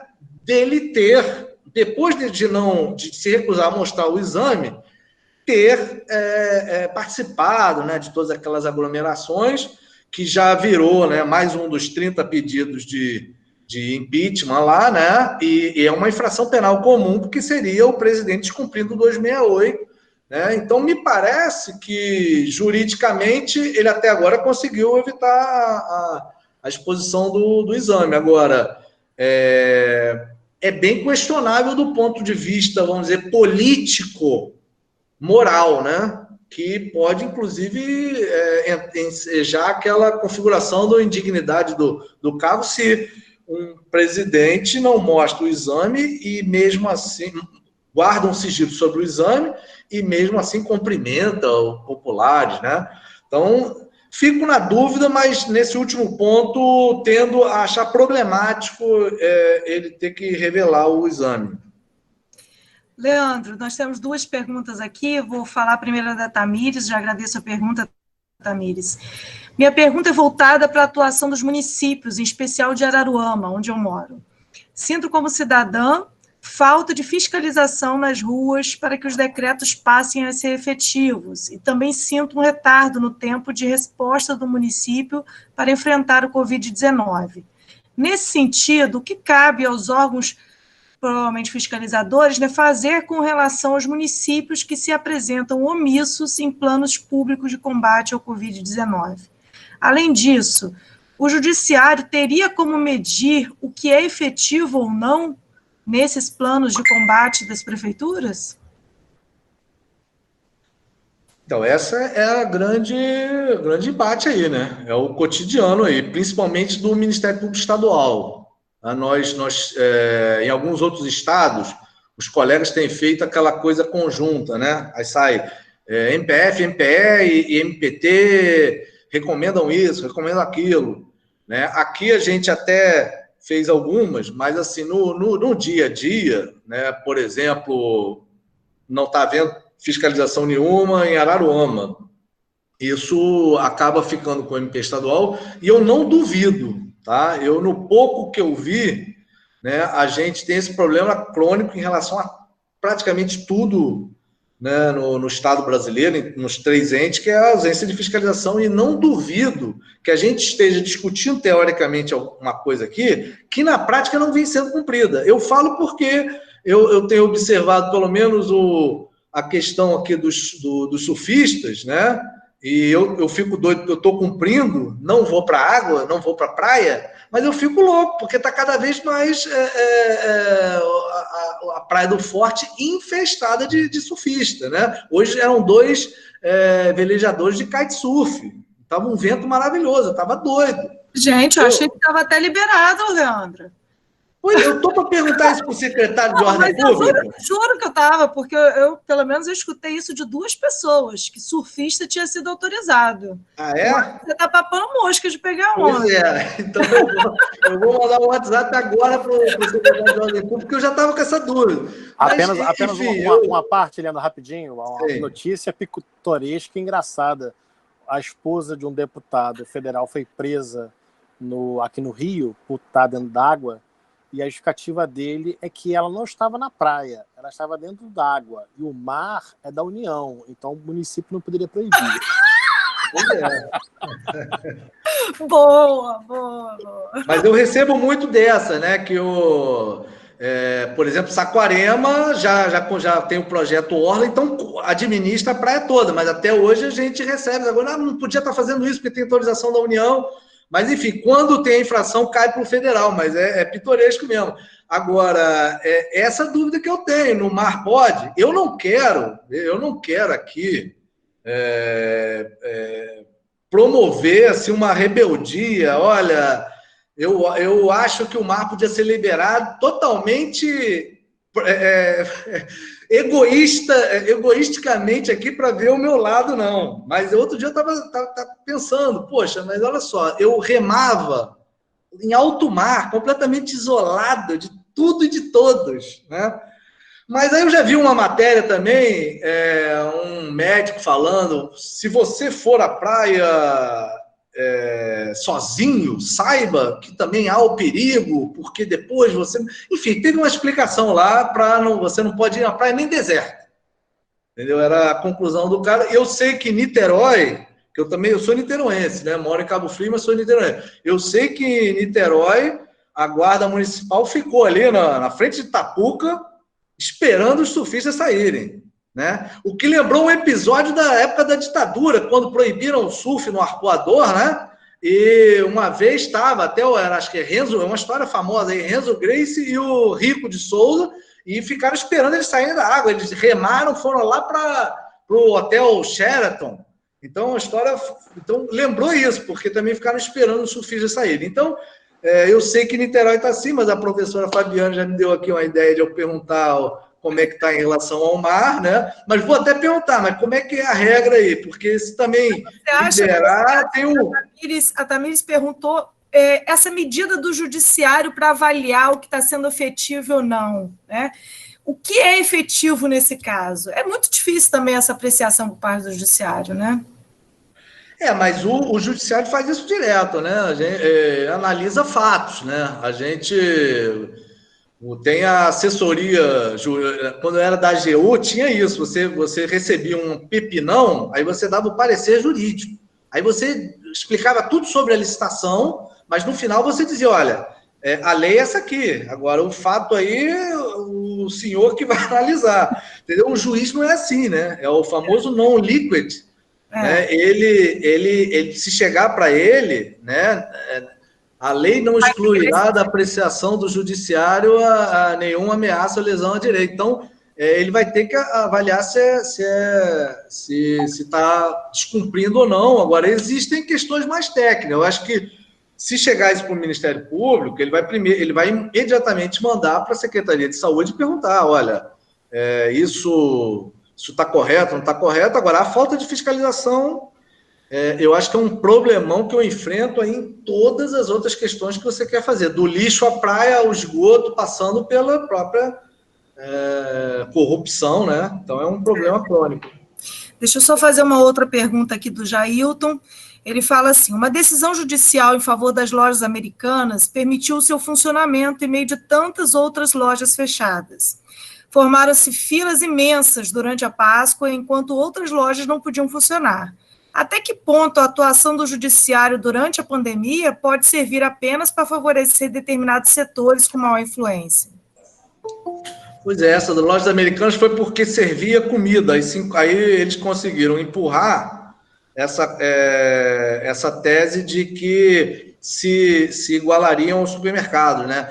Eu aí, nesses casos, vou ser bem sincero, eu vou estar, né, assim como vocês, me manifestando por meio do noticiário, porque eu não tenho atuado em demandas desse tipo, né? Eu tenho atuado nas demandas Ministério da Saúde. Então, o próprio Ministério Público Estadual, quando ele coloca, olha, o Ministério da Saúde não está fornecendo isso aqui para os hospitais, tudo aí, a gente entra. Teve a questão dos cruzeiros internacionais, aí a gente entrou. Teve a questão do aeroporto de Cabo Frio, também demorou para eles tomarem uma decisão. Aí a gente entrou, não podia ter voo internacional. Agora é engraçado que o Trump já falou, né? O Trump levantou a bola para aquele governador de Miami para dizer, olha, você não vai restringir voo vindo do Brasil, não? Deu uma agulhada no cara, porque aqui a gente também estava com demorando para entender que voo internacional realmente você tem, ou barreira sanitária, foi o que a gente colocou aqui, né? Ou então você tem que restringir. Então, assim, respondendo a pergunta, são várias ações judiciais tentando argumentar aqui ou ali. Teve algumas lojas aqui num shopping em Cabo Frio que estava dividido, né? Metade dos lojistas entendendo que era para continuar, mas tinha os outros completamente aí indignados, né? Mas, enfim, as lojas americanas, eu acho que foi esse argumento. Agora, em geral, eu também não... Do pouco que eu tive, que eu gosto muito de estudar economia, né? E no mestrado também fiz umas matérias lá na economia da UF, em Niterói. O pouco que eu posso entender é que você se abrir tudo, né, amanhã, sob essa ideia de que aí a gente vai retomar a economia, né? Não esquecendo que antes disso tudo já havia alguns problemas. Me parece que a demanda, ela, com essa incerteza, né? Eu não acredito, e aí tenho ouvido, que aí tenho amigos pessoais aqui com pessoas próximas aí com estabelecimentos comerciais em Cabo Frio, e a pessoa, sabe, você analisando em sã consciência, é muito difícil se acreditar que você vai ter uma demanda econômica normal se restar algum tipo de incerteza aí quanto à possibilidade de contaminação, né? Vou, então, finalizar pedindo para que o Luiz faça a última pergunta aí da noite. Luiz, pode abrir o microfone, por favor? Pode fazer a pergunta.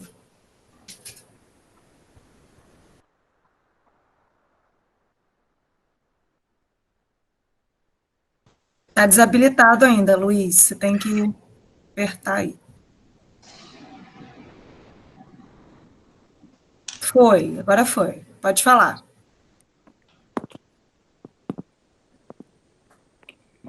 A minha pergunta é no sentido sobre a questão do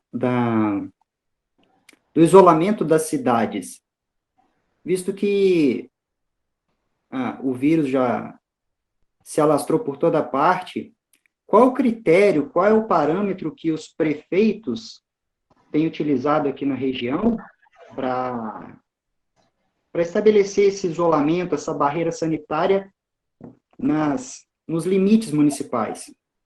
Qual o argumento, qual é o fundamento que eles têm usado para isso? Para liberar ou para restringir? Eu não entendo. Para restringir. Porque, a princípio, o vírus já está por toda parte, né? E aí se formam filas imensas nas entradas das cidades e todos os acessos ficam mais difíceis, né? Claro que... E porque algumas cidades optam por esse isolamento, essas barreiras sanitárias, e outras não. Aí, sob que critério se formam essas barreiras, então? Eu acredito que agora, qual seria o município que não restringiu? Porque Búzios restringiu, Arraial do Cabo restringiu, as mais turísticas, né, foram as que se preocuparam com essa questão do isolamento, só a entrada mediante comprovante de residência, né? As outras acho que não tem esse influxo grande. Me parece, os fundamentos a gente sabe quais são, né? Essas cidades que se anteciparam, né, e que são turísticas, eu acho que o argumento é bem claro, porque a gente tem notícia de que Búzios continua com um público grande, né? A Rua das Pedras, eu acho que teve uma certa evolução ali, mas a população da cidade, né, quem tem casa em Búzios, tem comprovante de residência, tem saído das cidades maiores e ficado lá na sua casa de veraneio, né? Arraial do Cabo é mais ou menos a mesma coisa. Então, me parece que já há esse problema, já é essa ideia de você se dirigir para essas cidades, e sem dúvida nenhuma, se você permitir o turismo, eu acho que vai acontecer uma coisa que estava muito clara aqui na praia, nos primeiros dias, nas praias de Cabo Frio, que aí eu falo porque acompanhei mais de perto, que eram os turistas, primeiro, desinformados, alguns até estrangeiros, né? Vi uns 2 casais lá no início, em que ainda estava aquela história de não permitir aglomeração na praia, né? Então você via alguns turistas estrangeiros que não estavam nem sabendo de nada. E tinha o pessoal, aí turista nacional mesmo, que ele praticamente não admitia, porque ele pagou um pacote, né, para vir para a cidade, estava no hotel aqui e não admitia que não pudesse ir para a praia. Então, é meio que me parece que são medidas, né, em que você tenta evitar o problema final, que é a aglomeração por medidas preventivas. A questão das filas é um negócio realmente impressionante, porque tem um procedimento em relação à Caixa Econômica, né?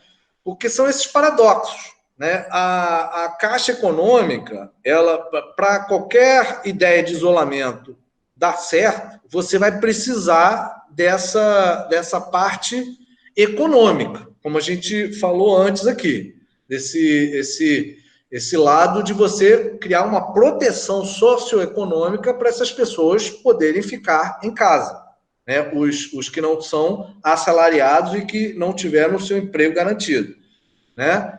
E aí esse auxílio tem que ser disponibilizado. Só que a disponibilização dos auxílios imediatamente causaram um problema absurdo na Caixa Econômica, pelo menos aqui a gente recebeu fotos e relatos, né? A de Cabo Frio com filas absurdas, né? Então aí começou aquela história, né? Como eu vi também no Banco do Brasil, marcaram lá com um xizinho, distanciamento, os atendentes máscara. Agora os municípios também escalaram para começar a exigir que a pessoa só saia de casa com máscara, né? Então não é só quem atende, mas também quem está na fila, todo mundo com máscara.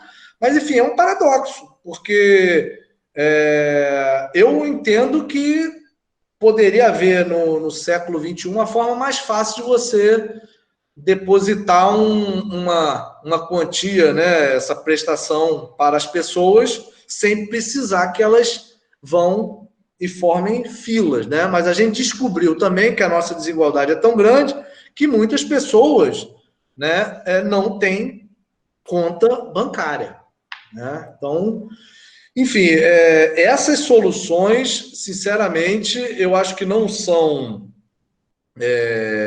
jurídicas, eu acho que são atos políticos. Quando o governante eleito ele é pró-liberação, praticamente o judiciário pode intervir, mas eu entendo que a tendência é um respeito a esse sentir do governante, a não ser que você tenha uma situação muito absurda, né? Como em alguns casos que a gente teve no âmbito federal, né? Em que o próprio Ministério da Saúde, agora mudou um pouco, mas vamos lembrar, né? O Ministério da Saúde indicava o isolamento. E a presidência da República bolava campanhas para que o Brasil não podia parar. Então, nesses casos, por exemplo, eu enxergo claramente, né, e aí acontecendo todas aquelas ações, eu enxergo que você tem aí inclusive uma das ações do colega dizia isso, que o presidente tinha que cumprir o que o Ministério da Saúde falava. Olha que coisa pitoresca, né? Mas nesses outros casos, por exemplo, você vê Santa Catarina, né, abriu. Então é um sentir político e que nós não temos condições também. Eu estou falando isso tudo para concluir da seguinte forma: o juiz e o membro do Ministério Público, ou o OAB, ou quem quer que seja, talvez não tenha a capacidade do governante, auxiliado pela sua área de saúde e área epidemiológica, infectologista, de prever o plano político, os programas, os projetos. Então, a ideia seria o Judiciário e o MP manterem uma posição, né, de autoconstrição, né, chamada autoconstrição, só agir nos casos absurdos. Agora, nós tivemos casos absurdos. Eu entendo que a gente chegou em vários casos absurdos e teve que agir, está tendo que agir, né? A minha pergunta é no seguinte, professora, Pode falar. no seguinte sentido. Por exemplo, eu moro em Rio das Ostras, né? E é um fluxo constante das pessoas de Rio das Ostras, Macaé, Macaé, Rio das Ostras.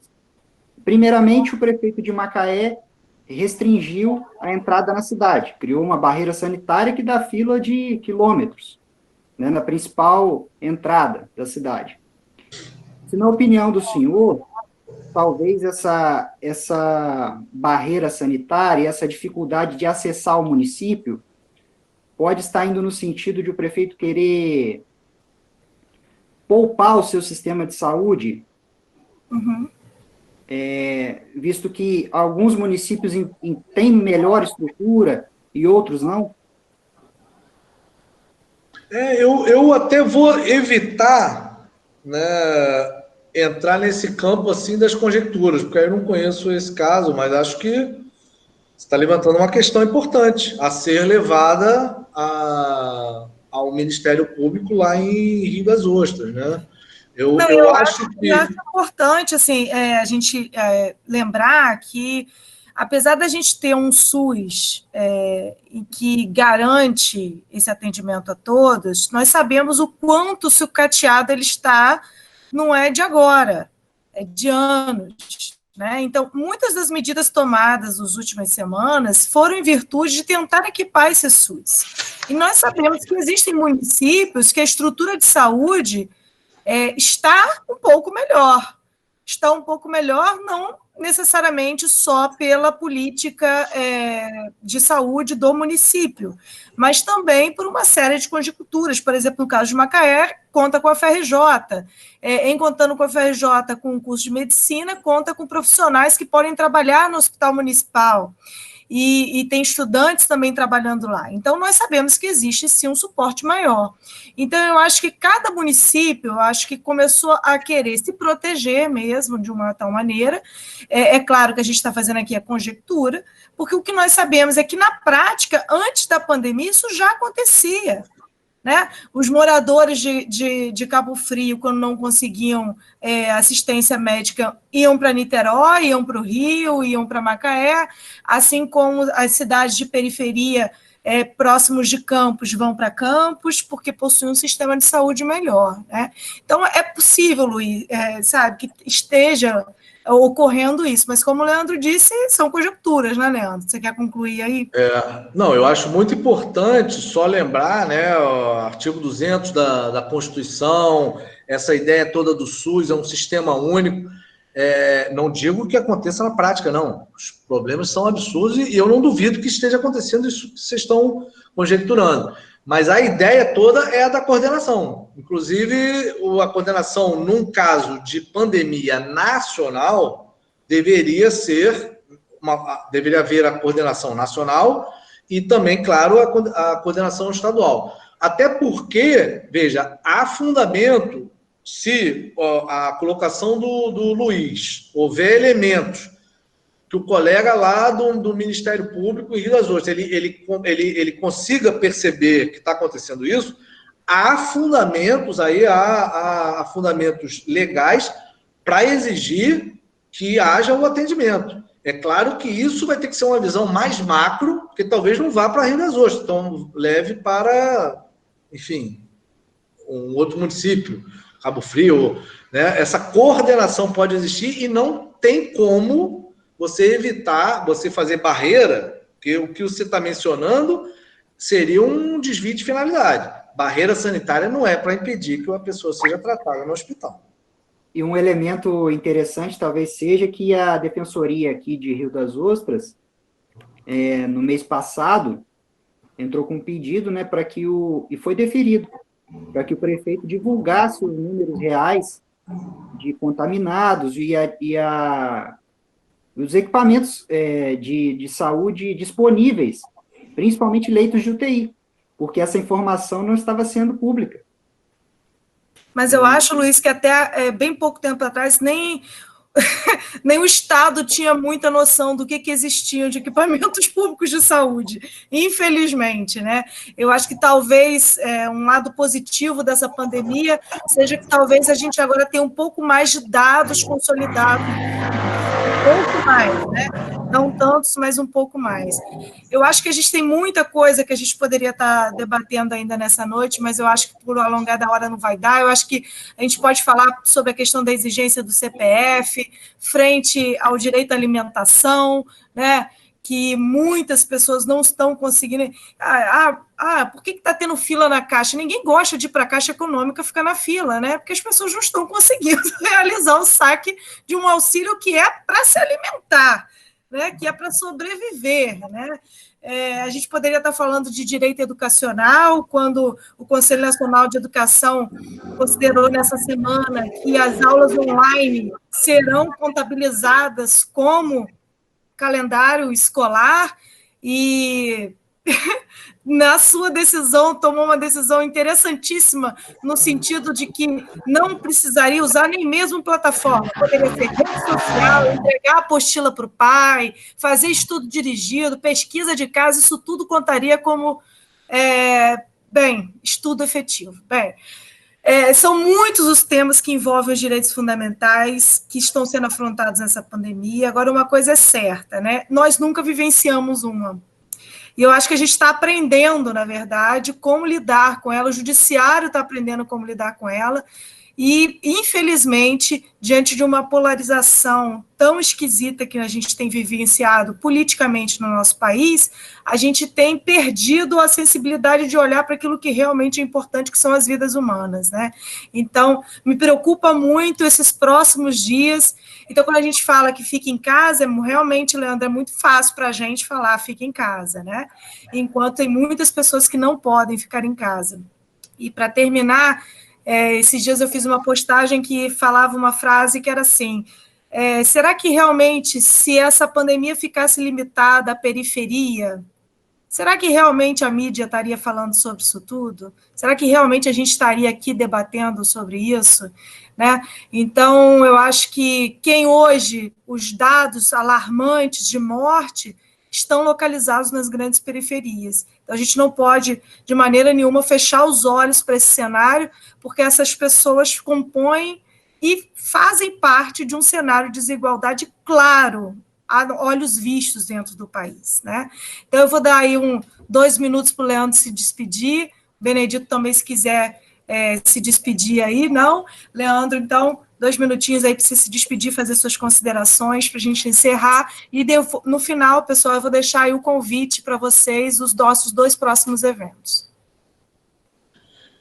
E todos esses assuntos nos desafiam, né, a querer abordar outras questões, né? Por exemplo, eu não tinha falado antes da Defensoria Pública, minha irmã é defensora pública do Estado, então realmente é outra instituição que está atuando muito nessa questão agora no momento, e a gente acabou entrando aí nesse finalzinho na questão da subnotificação, né, na questão do teste, e aí eu também fiquei aqui doido para falar, porque é justamente um questionamento que a gente está fazendo, pedindo justamente essas informações. A Defensoria Pública pediu lá, né, e aqui eu estou pedindo também a todos os municípios e questionando o Ministério da Saúde, porque isso já é falado também nos noticiários, mas se você pegar os números ali, leigamente, abrir o site aí que tem os números do mundo todo, de casos de contaminação, mortes e número de testes, o Brasil fica pior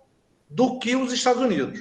Não vou dizer, os Estados Unidos seriam o país em situação mais calamitosa no mundo. Não estou dizendo que o Brasil ia então passar a ser o lugar com a pior situação, porque há países como o Brasil que também não estão testando nada.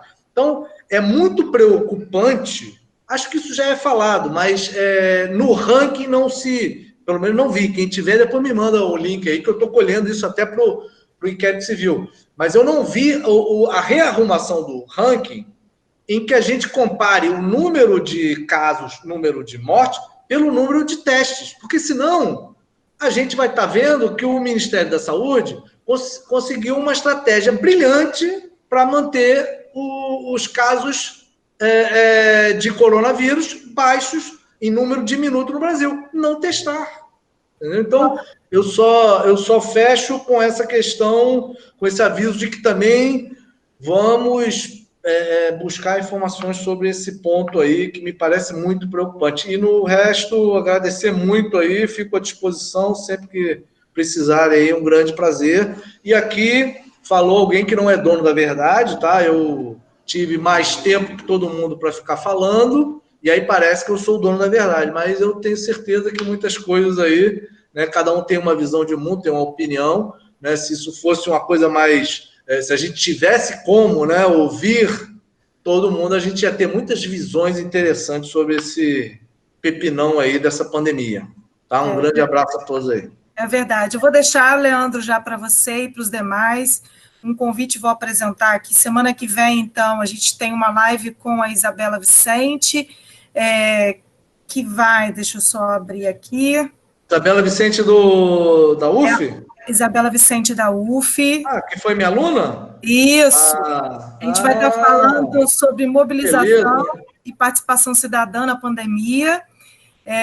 Isabela, ela é ativista social, então vai estar falando dessa importância da participação cidadã durante a pandemia. E daqui a 15 dias, também na quarta-feira, a gente tem um título Cura para o Coronavírus, muito além da vacina, a análise dos objetivos de ODS, né, do Desenvolvimento Sustentável da ONU diante da pandemia, com a Júlia Borges, que é lá da PUC, e com o João Felipe Aguiar.